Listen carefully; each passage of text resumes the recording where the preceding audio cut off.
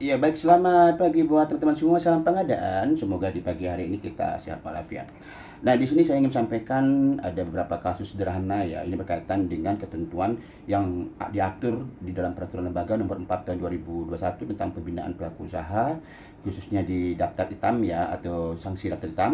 Yang kedua adalah berkaitan dengan IKP, yang dimana sudah ada dalam IKP 4 ya, di semua dokumen pemilihan di Peraturan Lembaga Nomor 12 Tahun 2021. Ini berkaitan dengan pelanggaran terhadap pengadaan barang jasa, di mana salah satunya peserta dilarang menyampaikan dokumen tidak benar, keterangan tidak benar untuk memenuhi persyaratan di dalam dokumen pemilihan. Nah, kenapa ini menarik bagi saya? Karena banyak sekali ya kasus-kasus di lapangan pekerja pemilihan menggugurkan dokumen-dokumen yang sengaja diklarifikasi dan bukan bagian dokumen penawaran, atau setidaknya dia merupakan bagian dokumen penawaran tetapi secara minimal sudah terpenuhi dari dokumen-dokumen yang tentunya sudah benar. Nah, kalau kita bicara tentang ketentuan tadi, maka kita akan melihat dua kunci. Pertama adalah dokumen, dan yang kedua adalah keterangan. Kapan dokumen ini disebut dokumen penawaran dan kapan keterangan ini keterangan yang masuk kepada proses pemilihan. Nah, jadi yang kita ulas pertama adalah dokumen tidak benar atau dokumen tidak palsu atau dokumen palsu ya. Nah, ketika misalkan kita bicara dokumen, maka kita akan bicara tentang dua dokumen. Pertama adalah dokumen penawaran dan dokumen kualifikasi. Nah, dokumen penawaran ini tentu disampaikan oleh peserta berdasarkan persyaratan yang disampaikan di dalam administrasi, teknis, dan harga. Begitu juga dengan kualifikasi. Maka kualifikasi ini mengacu kepada persyaratan-persyaratan yang dituangkan di dalam lembar data kualifikasi oleh pekerja pemilihan. Sehingga di antara dokumen penawaran di luar ya, bukan di luar dari dokumen penawaran sesuai dengan persyaratan admin, teknis, dan harga, begitu juga dengan dokumen kualifikasi, maka tentu bukan bagian dari dokumen penawaran dan dokumen kualifikasi. Nah, contohnya begini.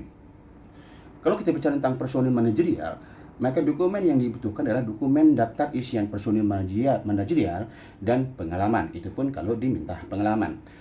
Contoh misalkan dia sudah menyampaikan daftar isian personil manajerial.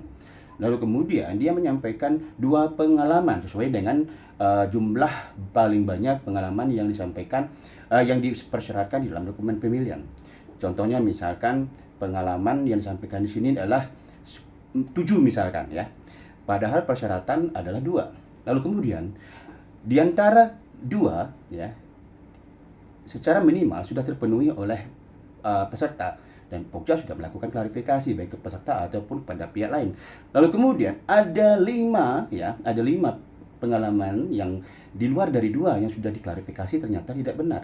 Apakah merupakan bagian dokumen penawaran ataukah nantinya dapat dijadikan bahwa peserta menyampaikan keterangan tidak benar?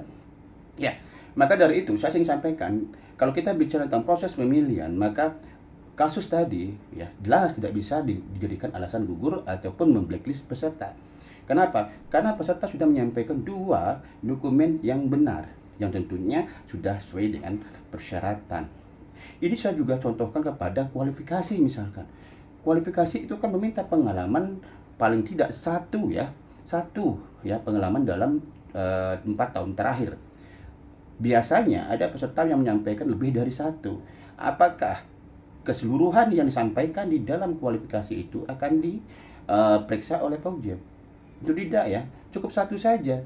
Ya, bila mana misalkan ada 2 nih, lalu satu sudah sesuai ya, artinya sudah ada kontraknya, sudah ada BAST-nya dan PAH-nya. Lalu kemudian ada satu lagi nih yang ternyata menyampaikan keterangan tidak benar. Apakah menggugurkan secara kualifikasi?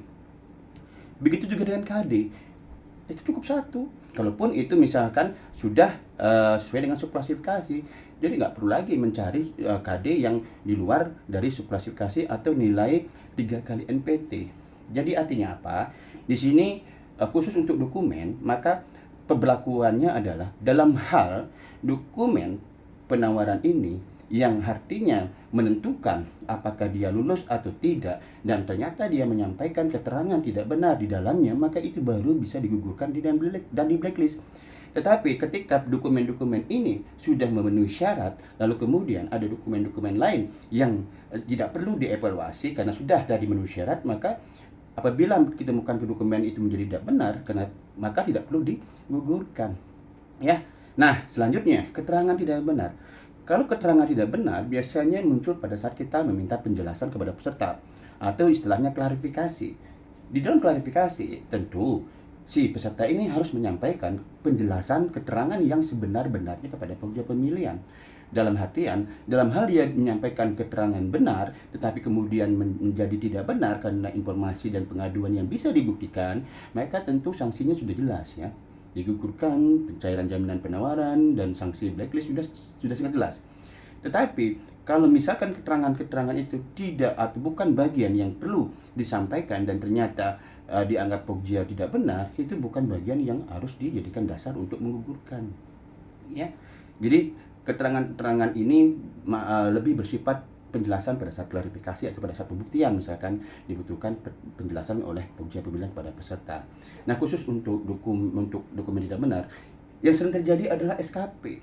Ya, pogja pemilihan menyatakan ya bahwa si peserta itu selalu menyampaikan dokumen tidak benar, bahwasanya dia sudah punya pekerjaan berkontrak tapi tidak disampaikan. Nah, saya juga ingin sampaikan, apakah ada kewajiban atau mungkin ada syarat bahwa peserta di dalam lembar data kualifikasi LDK ya, itu harus menyampaikan pekerjaan sedang dikerjakan? Kan tidak ada, hanya memiliki SKP. Memiliki SKP artinya pada saat di penetapan pemenang, jangan sampai dia tidak memiliki SKP. Nah, berkaitan dengan kewajiban peserta untuk menyampaikan pekerjaan sedang dikerjakan, itu memang ada di tata cara evaluasi. Tetapi yang namanya tata cara evaluasi, tentu kita harus melihat kembali apakah ada syarat yang tentunya sudah ada tata cara evaluasinya di kualifikasi. Ya, tadi saya sampaikan tidak ada kewajiban peserta menyampaikan pekerjaan sedang dikerjakan di dalam LDK. Ya, hanya bilangnya di tata cara evaluasi. Bagaimana kita mengevaluasi tapi syaratnya tidak ada di dalam LDK? Ketentuan ini hanya informasi kepada peserta. Tolonglah sampaikan pekerjaan sedang dikerjakan. Jangan sampai nantinya ada pekerjaan sedang dikerjakan tidak dilaporkan. Ini akan menjadi sanksi, ya. Kalau nantinya pogja menemukan ternyata pekerjaan SKP peserta itu melebihi dari ketentuan yang ada, maka tentu digugurkan dan diusulkan blacklist, ya, dan jaminan penawaran pun dicairkan. Artinya apa?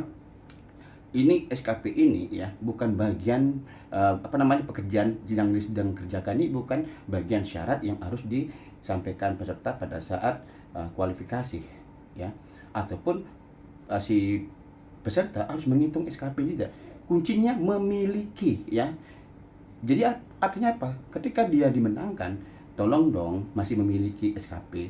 Nah, ini ya. Nah, artinya apa? Saya ingin menyampaikan, jangan sampai dokumen tidak benar, keterangan tidak benar dijadikan semua alasan menggugurkan peserta. Ya, contoh misalkan, kalau ada misalkan dokumen penawaran atau dokumen kualifikasi yang ternyata bukan persyaratan, lalu pogja pemilihan melakukan klarifikasi dan ternyata tidak benar, apakah menggugurkan? Misalnya, ya, kalau kita bicara tentang perizinan berusaha, kalau kita bicara tentang konstruksi jelas ya, SBU. Lalu kemudian biasanya peserta menyampaikan di sana ada TDP, ada SIUP dan atau sertifikat lainnya. Lalu kemudian pogja pemilihan melakukan klarifikasi keseluruhan sertifikat-sertifikat yang ada dalam kualifikasi, apakah menggugurkan kalau misalkan itu tidak benar? Tentu tidak ya. Yang satu dilakukan oleh pogja pemilihan. Kalau misalkan pogja pemilihan menemukan hal demikian ya, yang bukan bagian dari persyaratan, ya sampaikan saja kepada APIP ya. Nanti APIP yang memeriksa apakah nanti itu akan menjadi bagian yang terkena sanksi atau tidak. Yang jelas proses pemilihan di pogja pemilihan hanya berdasarkan apa? Hanya berdasarkan syarat dan ketentuan yang sudah diatur di dalam dokumen pemilihan. Salam pengadaan ya, semoga pengadaan barang jasa kita lebih sehat dan tentunya tidak mencari sesuatu yang mengada-ngada di dalam menggugurkan peserta.